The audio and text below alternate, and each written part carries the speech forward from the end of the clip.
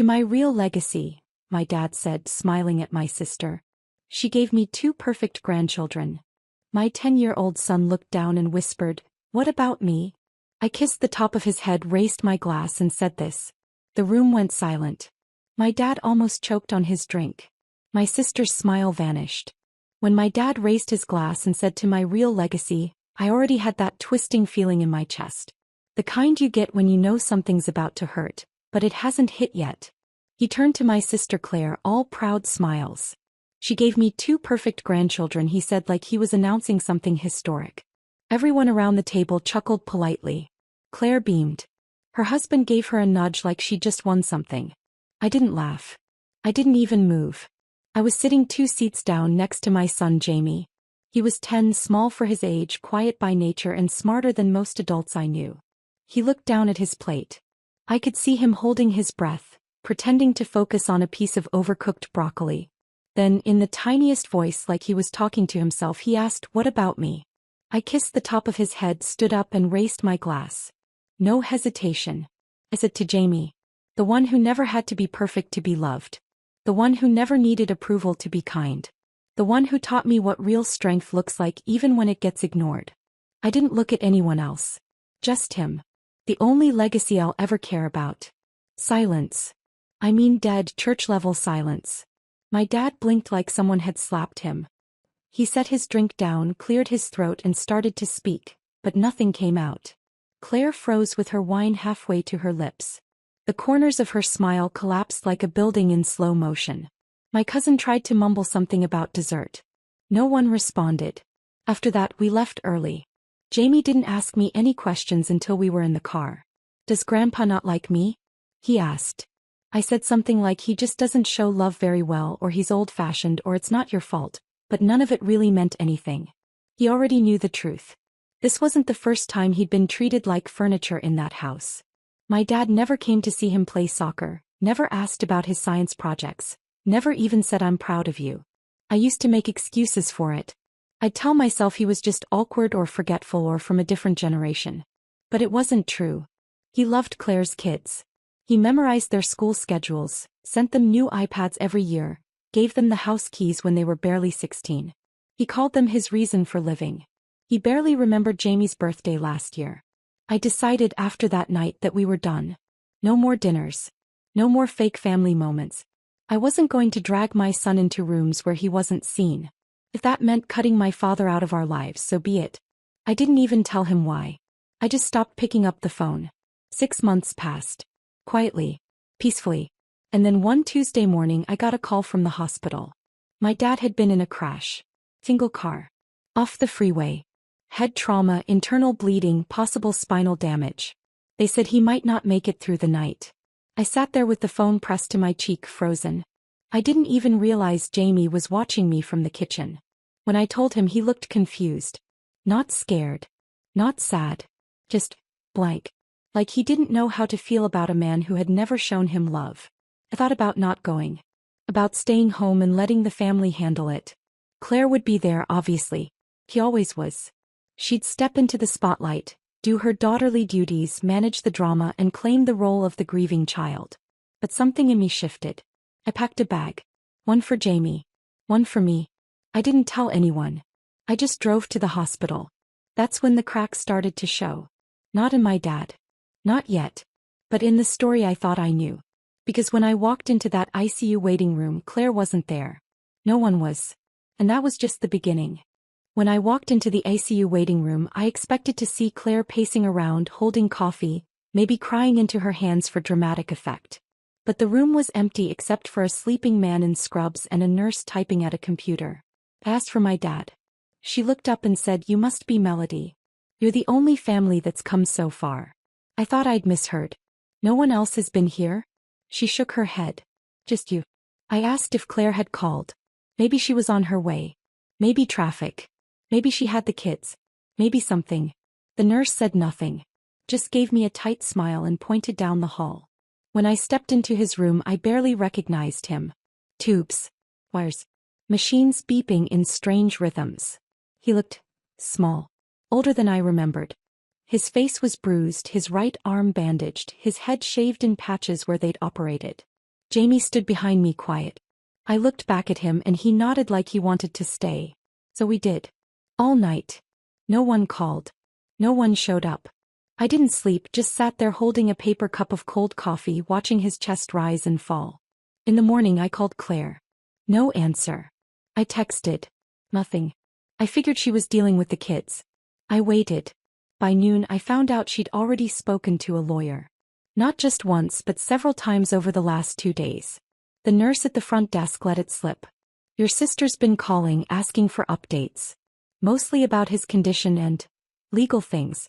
She wanted to know if he had a will on file at the hospital. Legal things. I laughed, but it didn't feel like laughing. It felt like breaking something inside my chest. For 3 days Jamie and I stayed. I brought him snacks from the vending machine, helped him with his homework at the little table in the corner of the room, even let him draw on my tablet. He drew Grandpa, sleeping with wires like vines all around him. I asked him why he added a heart floating above. He said because maybe now he loves me a little. Claire didn't show. Didn't call me.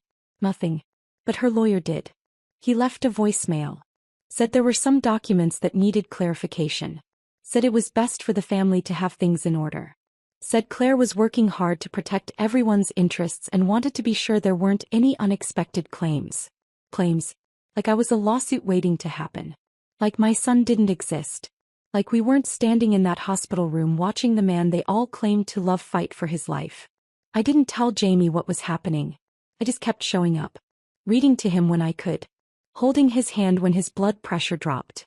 Sitting in silence when nothing could be said. Doctors came and went. Some hopeful. Some not. They said if he woke up there might be memory loss. Confusion. Impairments. On the 4th night something changed. Around 3 a.m. his eyes opened. Just for a second. But they opened. He looked around the room dazed. Confused. He saw me. Then Jamie. He blinked again. I could see the struggle in his face like his brain was rebooting. His hand twitched. And then he whispered something. Barely audible. Just one word. Melody? That was when I knew Claire's version of the story was about to collapse. When my dad said my name it barely made a sound. Just a dry whisper like his voice had to fight its way out. I stepped closer. Told him I was there. That everything was okay. He blinked slowly like he understood, then his eyes shifted to the side and landed on Jamie. There was a pause. A long one. He stared at him like he was seeing him for the first time. Like maybe, this time he really was. Jamie didn't say anything. He just nodded once like he was giving him permission to notice him. That was more grace than I could have mustered. I pressed the call button. The nurse came rushing in, then 2 more. Machines beeped, lights flashed, and within minutes the room was full of movement. They told us to step out while they checked his vitals. I didn't want to, but I didn't argue. Out in the hallway I finally checked my phone. Still nothing from Claire. But there was one new voicemail. A different number. Male voice. Said he was one of Dad's attorneys and needed to speak with all next of kin immediately. I didn't respond. Not yet. An hour later we were let back in. He was fully conscious now. Weak but awake. A doctor explained the surgery had gone better than expected. There might still be issues with memory, but he was lucid. Responsive. The doctor added something offhandedly, almost as an afterthought. He's been asking who's been here. We told him you haven't left his side since the night he came in. He's surprised. I looked at Jamie. He looked at me. Neither of us said anything. Inside the room my dad was struggling to sit up. The nurse adjusted his bed and left us alone. I expected him to ask about Claire. His house. His car. Maybe the will, since that seemed to be the theme of the week. But the first thing he asked was, "Why are you here?" It wasn't cruel. It wasn't even bitter. It was confused. Genuinely confused. I told him it didn't matter. He was here. We were here. That was enough. He stared at me for a while like he was trying to piece something together in his head. Then he asked where Claire was. I told him the truth. She hadn't come. Not once. Not even a call. He didn't believe me. So I showed him the visitor log. The nurses had been documenting everyone who came and went. I flipped to the pages from the last 4 days and held them up. His name. Jamie's. Few staff. That was it. His eyes filled up, but he didn't say anything. He just laid back and closed them again. He didn't speak much that day. But that night something shifted. He asked Jamie if he could draw something for him. Anything. Jamie chose to draw a tree with deep roots, and under it he wrote, "We're still here." I don't know what it did to my dad, but he didn't take his eyes off that paper for the rest of the night. The next morning Claire arrived. Not with flowers. Not with food. Not even with a proper greeting. He came with her lawyer. Claire walked into the room like she owned it. Perfect hair, pressed blazer, phone already in her hand. Her lawyer followed a step behind her, carrying a slim briefcase like this was a business meeting instead of an ICU room. She stopped short when she saw me. Then she saw Jamie. Her face did something strange. Not shock. Not guilt. Calculation. "Dad," she said, stepping closer to the bed. "Oh my God. I was so worried." He didn't respond right away. He just watched her. The same way he'd watched Jamie the night before. Like he was seeing something clearly for the first time. Her lawyer cleared his throat and introduced himself, then started talking about medical directives and power of attorney. He said it smoothly like this was routine. Like the man in the bed wasn't barely holding on to consciousness. That was when my dad lifted his hand. Weak, shaking but deliberate. "Sup," he said. The room went quiet again. Different kind of quiet this time. Heavy. He asked Claire where she'd been. She said she had the kids. She said hospitals were hard for them. She said she'd been calling constantly. She said she didn't want to overwhelm him. He asked how many times she'd come by. She didn't answer right away. Just glanced at her lawyer. That was enough. He told her the doctors had already told him everything. About the visitor log. About who sat with him when his blood pressure dropped. About who was there when he woke up confused and scared. About who held his hand while he couldn't move. He looked at Jamie. Then at me. "You were here," he said. Not a question. Claire laughed nervously. Said I was exaggerating. Said hospitals keep terrible records. Said she'd been busy making sure everything was handled properly. That was the wrong thing to say. My dad asked her what she meant by everything. Her lawyer tried to redirect. He mentioned estate planning. Protecting assets. Making sure intentions were respected. My dad's jaw tightened. He asked if she'd already started moving things around. Asked if she'd assumed he wasn't coming back. Claire said she was just being practical. He closed his eyes for a moment. When he opened them he looked exhausted. Not physically. Something deeper. He told her to leave. She laughed again like it was a joke. Then she realized no one else was laughing. Not me. Not Jamie. Not the nurse who had stepped in and was standing quietly near the door. She tried one more time. Said she was his daughter. Said she deserved to be there. He told her she'd already made her choice. Security came. Not dramatically. Calmly. They escorted her lawyer first, then her. She didn't scream. She didn't cry. She just stared at me like I'd stolen something that belonged to her. After they were gone, my dad asked me to sit closer. He looked at Jamie and said he was sorry. Not sorry like people usually say it. Not quick. Not defensive. Just sorry. And for the first time in my life I believed him. 2 days after Claire was kicked out of the hospital, I got a call from my dad's financial advisor. He said my father had requested an urgent meeting. Not with him but with me. Jamie was asleep on the recliner next to the hospital bed when I left. The nurses promised to keep an eye on him. The advisor met me in a quiet office not far from the hospital. Nothing flashy. Just a desk, 2 chairs and a locked filing cabinet. He looked uncomfortable like he knew this meeting was going to cause some waves. He slid a folder across the table. Thick one. Inside were documents. Copies of accounts, property deeds, trust funds. Even an updated will my dad had drafted 3 months ago, apparently without telling anyone. Claire's name was everywhere. A joint account. A deed to the house she lived in. The one she always bragged about getting as a gift. A $50,000 education trust for each of her kids. Stock portfolios. Insurance beneficiaries. My name was on exactly 2 lines. A mention as next of kin and an old emergency contact form from years ago. He didn't say it, but I knew what he was thinking. Claire had been planning. Positioning. Maybe even pressuring. The timing lined up. She'd started calling lawyers within 24 hours of the accident. I asked if anything could be changed. He said technically yes. But only if your father's mental state is fully evaluated and confirmed. That happened the next day. My dad passed every cognitive test the doctors gave him. Slower than usual but sharp. Focused. Clear. When the advisor returned with a notary, my dad asked to revise everything. And I mean everything. He removed Claire as a joint account holder, transferred the house back into his name, dissolved the trust, revoked the power of attorney she'd been trying to activate. And when the advisor asked who he wanted to assign instead, he looked at me. I told him I didn't want anything.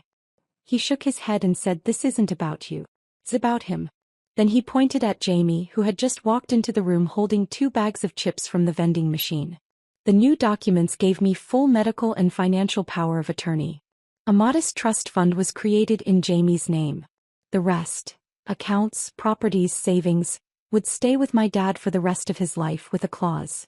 If anything happened to him, Claire would receive nothing. It didn't feel like revenge. Not in the traditional way. It felt like a correction. A rebalancing. That weekend, my dad was discharged from the hospital. He asked to stay with us. I told him he could, but it would be on our terms. Quiet. No speeches. No fake apologies. He agreed. The day he moved in, Claire showed up at his old house with her 2 kids and a trunk full of groceries. She still had her key. The locks had already been changed. She stood on the porch for almost 20 minutes trying to call him. He didn't answer. Neither did I. When she finally left, she slammed the car door so hard it echoed across the block. She still hasn't spoken to him. He never called Jamie. For the first few weeks, things were quiet. My dad moved into our spare room with just a duffel bag and a stack of books. No drama, no demands. Just a man who looked like he was trying to figure out how to exist in a space where nothing was built for him, emotionally or physically. He spent most of his time sitting at the kitchen table watching Jamie draw or asking about things he had never bothered to ask before. His questions weren't always graceful. Sometimes he stumbled over simple things like what Jamie's favorite subject was or what shows he liked to watch. But the effort was there and it wasn't fake. One night, after Jamie had gone to bed, he sat across from me in the living room and asked, "Why didn't you give up on me a long time ago?" I didn't answer right away. Mostly because I didn't have one. But I think it had something to do with Jamie. I didn't want him to learn hate the way I had learned silence. I didn't want him to carry around the idea that some people don't change. But sometimes, rarely, they do. And maybe it doesn't erase anything, but it gives the next chapter a chance to be written differently. My dad started writing letters. Not to me. To Jamie. Little notes, one every few days, folded neatly and left under his door. Jamie didn't say much about them at first, but I saw him taping them up inside his closet door like they were treasures. He didn't call him Grandpa right away. But one day I heard him say it, casually, like it had always been there. As for Claire, she tried to fight back. She had her lawyer send letters. Claimed coercion, manipulation, even elder abuse. But the medical reports were clean. The legal process had been solid. No one forced him to change anything. She had just assumed he'd never wake up. One day she showed up at my apartment. She didn't knock. Just stood in the hallway waiting for someone to open the door. I didn't. Neither did Jamie. She waited 20 minutes and left. That was the last time I saw her. A few months later, my dad asked to do something unexpected. He wanted to host a dinner. Nothing big. Just me, Jamie, and a couple of people from the hospital who had helped him. I said okay. When the night came, we ate simple food on mismatched plates. Jamie talked about a comic book he was drawing. My dad listened like it was a lecture from NASA. At the end of the night, he raised a glass of apple cider and said, "To my real legacy. Not in bloodlines or property, but in patience, kindness, and second chances." I didn't cry. But Jamie smiled. And that was more than enough. The house Claire thought she'd inherit now belongs to a community scholarship program my dad set up in Jamie's name, for kids with quiet voices and big minds. Claire never saw it coming. She thought legacy was about money.